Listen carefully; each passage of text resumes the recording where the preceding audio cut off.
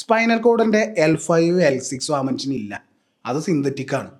Daily 25 medicines കഴിക്കണം. 14 major surgeries നടന്നു. പിന്നെ പറയാതെ ചെറിയ ചെറിയ സർജറീസ് വേറെ.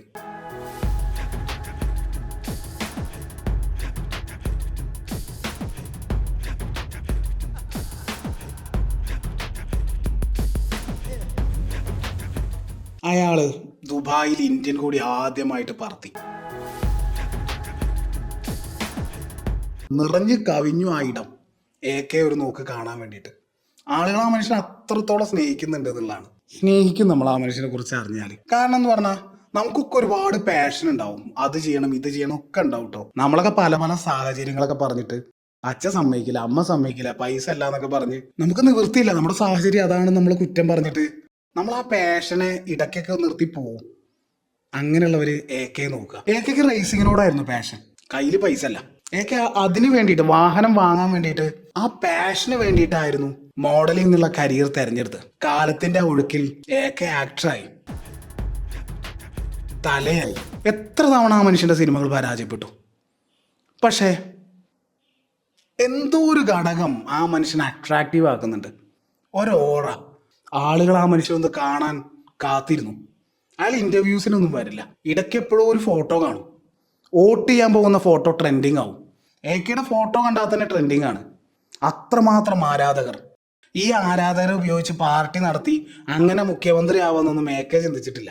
ആരാധകരോട് പറഞ്ഞു, നിങ്ങൾ നിങ്ങളുടെ വീടിനെ നോക്കുക, ജോലിക്ക് പോവുക, അച്ഛനമ്മയും നോക്കുക, നിങ്ങളുടെ ജീവിതം നിങ്ങൾ ജീവിക്കുക.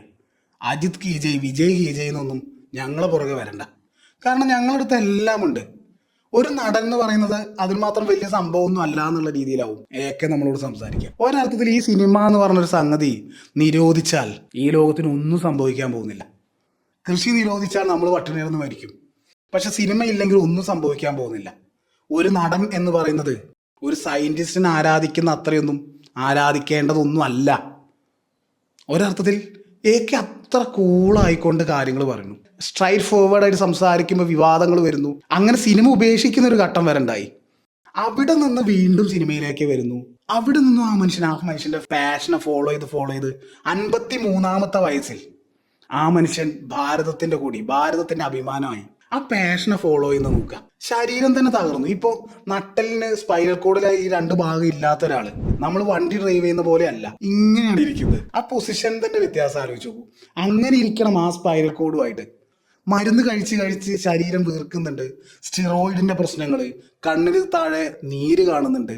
അങ്ങനെ കൂളിംഗ് ഗ്ലാസ് ഒക്കെ വെച്ച് വലിമ എന്നുള്ള സിനിമയുടെ സമയത്ത് അദ്ദേഹം അഭിനയിച്ചിട്ടുണ്ട്.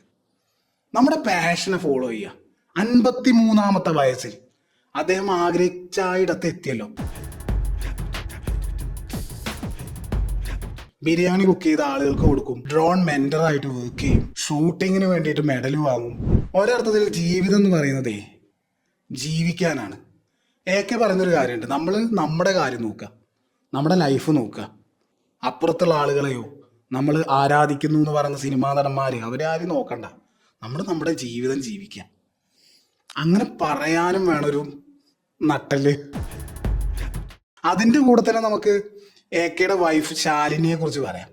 ശാലിനി പറയുന്ന ഒരാൾ, ഈ ആക്ട്രസ് എന്നൊക്കെ പറയുമ്പോൾ ഇടയ്ക്കിടെ വിവാഹമോചനം അതൊക്കെ നമുക്ക് കാണാൻ പറ്റും. നട്ടലിന് വയ്യ, എത്ര സർജറീസ്, എത്ര വിവാദങ്ങൾ, തുടരെ പരാജയപ്പെടുന്ന സിനിമകൾ. ഉപേക്ഷിച്ച് പോവാം. പക്ഷെ ഡിവോഴ്സ് ചെയ്തിട്ട് പോവാലോ. അതൊന്നും അവരും ചെയ്തില്ല. അവരുടെ യാത്ര, ആ പാഷനോടുകൂടിയുള്ള യാത്ര, അത് അവസാനം എത്തി നിൽക്കുന്നത് ഇന്ത്യക്ക് തന്നെ അഭിമാനമായിട്ടാണ്. ഇടയ്ക്ക് സമയം കിട്ടുമ്പോൾ ബൈക്ക് കൊടുത്ത് അങ്ങോട്ട് ഇറങ്ങും. പറയുന്നത് ഇങ്ങനെയാണ്, ഓരോ യാത്രകളും നമ്മളെ തന്നെ കണ്ടെത്താൻ നമ്മളെ സഹായിക്കും. നമ്മൾ ആരാണ്, ഏത് സാഹചര്യത്തിലും ജീവിക്കും. യാത്രക്കിടയിൽ ഏതോ ആളൊഴിഞ്ഞൊരു സ്ഥലത്തെത്തിയ സമയത്ത് ഭയങ്കരമായിട്ട് വിശന്നു. അവിടെ ഹോട്ടൽസ് ഒന്നുമില്ല, ഏതോ ഒരു രാജ്യത്തെ കഥയാണ്. അങ്ങനെ ഓരോ വീട്ടിൽ പോയി വാതിൽ മുട്ടി. അപ്പൊ അവര് ഏതൊരു ആട്ടിടയൻ ആരോ ആണ്, അയാൾ ഭക്ഷണം കൊടുത്തു. അയാൾക്ക് നേരെ നോട്ട് നീട്ടി. അയാൾ പറഞ്ഞു, ഭക്ഷണത്തിന് ഞാൻ പൈസ വാങ്ങാറില്ല എന്ന്. ആ ഒരു അനുഭവം ഉണ്ടല്ലോ, അങ്ങനെയുള്ള അനുഭവങ്ങൾ നമ്മളൊരു റിയൽ മനുഷ്യനാക്കി മാറ്റും. ഇസ്മി MK ചെയ്ത്